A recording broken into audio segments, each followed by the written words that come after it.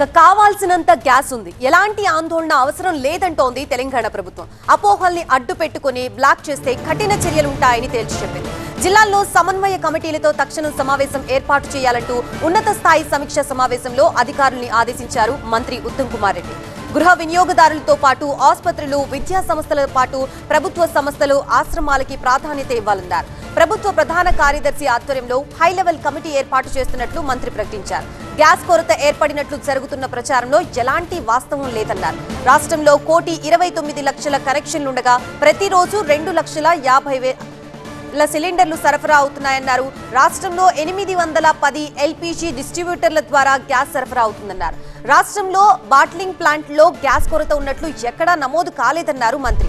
Black marketing కి సంబంధించి ఇప్పటి వరకు 288 కేసులు నమోదు చేసినట్లు అధికారులు ప్రకటించారు.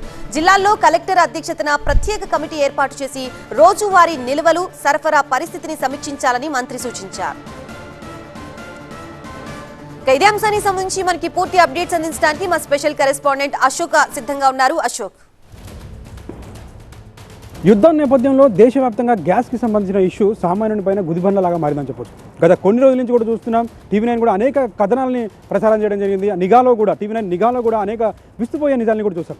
ఈ డొమెస్టిక్ సంబంధించిన కాకుండా కమర్షియల్కి సంబంధించినటువంటి సిలిండర్ల పైన చాలా వరకు బ్లాక్లో అమ్మడం కావచ్చు, ఇప్పటికే చాలా హోటల్స్ కావచ్చు, అలాగే రెస్టారెంట్స్ కావచ్చు, అన్నీ కూడా మూతపడిపోయిన పరిస్థితి మనకు కనిపిస్తుంది. విద్యార్థులకు సంబంధించినటువంటి హాస్టల్స్ కూడా ఈ గ్యాస్ లేక కూడా వంట చేయలేని పరిస్థితుల్లో మూసేసిన పరిస్థితులు మనకు కనిపిస్తుంది. సో దీనికి సంబంధించి అనేక కథనాలు వస్తున్న నేపథ్యంలో అటు ఢిల్లీలో పార్లమెంట్ దగ్గర కూడా కాంగ్రెస్కి సంబంధించిన విపక్షాలు మొత్తం కూడా ఈ ఎల్పీజీకి సంబంధించిన దానిపైన అనేకమైన కార్యక్రమాలు చేస్తూ, నిరసన కార్యక్రమాలు చేస్తున్న నేపథ్యంలో ఇటు తెలంగాణ సర్కారు కూడా టీవీ9లో వచ్చినటువంటి కథనాలకు స్పందిస్తూ కూడా నిన్న ఈరోజు ఒక మీటింగ్ని కూడా ఏర్పాటు చేసుకోవడం జరిగింది. ఈరోజు ఉత్తమ్ కుమార్ రెడ్డి సపరేట్గా ఈ గ్యాస్కి సంబంధించినటువంటి ఏజెన్సీలు అన్నింటితో కలిపి సపరేట్గా గంటన్నర పాటు ఒక మీటింగ్ ఏర్పాటు చేసుకోవడం జరిగింది. ఇందులో గ్యాస్కి సంబంధించినటువంటి అన్ని విషయాల రిపోర్ట్స్ కూడా తెప్పించుకున్న నేపథ్యం మనం చూస్తున్నాం. దీంట్లో అనేక మాటలు కూడా అటు ఉత్తమ్ కుమార్ రెడ్డి మాట్లాడుతూ కూడా అన్ని ప్రాంతాల్లో కూడా గ్యాస్కి సంబంధించినటువంటి ఇష్యూ అయితే ఎలాంటిది లేదు, డొమెస్టిక్ సంబంధించిన దానిపైన పూర్తి క్లారిటీతో ఉన్నాం, అన్ని అనుకూలంగా ఉన్నాయని కూడా చెప్పడం జరిగింది. అలాగే కమర్షియల్ సంబంధించిన దానిపైన కూడా ఆయన మాట్లాడుతూ ఏదైతే మీడియాలో వస్తున్నటువంటి కథనాలు కావచ్చు, లేకుంటే సోషల్ మీడియాలో వస్తున్నటువంటి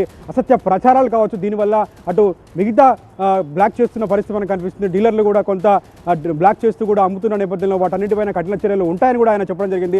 810 కేంద్రాల నుంచి ఇప్పటికే గ్యాస్కి సంబంధించినటువంటి ఉత్పత్తి కొనసాగుతుంది, డెలివరీ కొనసాగుతుంది. అలాగే జిల్లాలకు సంబంధించిన దానిపైన అన్ని ప్రాంతాల్లో, అన్ని కేంద్ర ప్రాంతాల్లో మొత్తం కూడా పూర్తి స్థాయిలో సపరేట్గా మీటింగ్స్ ఏర్పాటు చేసుకోవాలని ఇక్కడ ఉన్నటువంటి గ్యాస్ ఏజెన్సీలు కూడా చెప్పడం జరిగింది. ఎట్టి పరిస్థితుల్లో కూడా గ్యాస్ కొరత రాదని చెప్పి దానికి సంబంధించినటువంటి అన్ని ఏర్పాట్లు చేస్తామని చెప్పి, కమర్షియల్కి సంబంధించిన దానిపైన ఉన్నటువంటి ఈ బ్లాకేజ్ ఏదైతే ఉందో వాటన్నిటిని కూడా త్వరలోనే తొలగిస్తామని చెప్పి, డొమెస్టిక్ సంబంధించినటువంటి ఎలాంటి సమస్య కూడా రాదని కూడా చెప్పడం జరిగింది. అలాగే ఎవరైతే బ్లాక్లో అమ్ముతున్నారో వాళ్ళందరినీ కూడా గుర్తిస్తాం, ఎట్టి పరిస్థితుల్లో ఇలాంటి బ్లాక్ చేయకుండా కూడా వాటిపైన కఠిన చర్యలు తీసుకుంటామని కూడా చెప్పడం జరిగింది.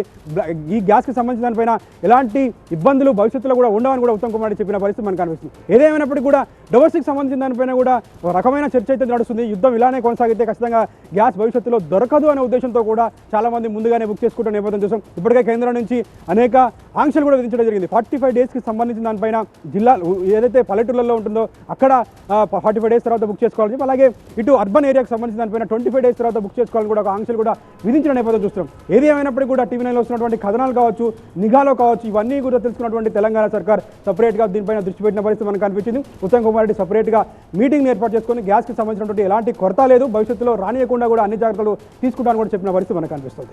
Right, thank you Ashok.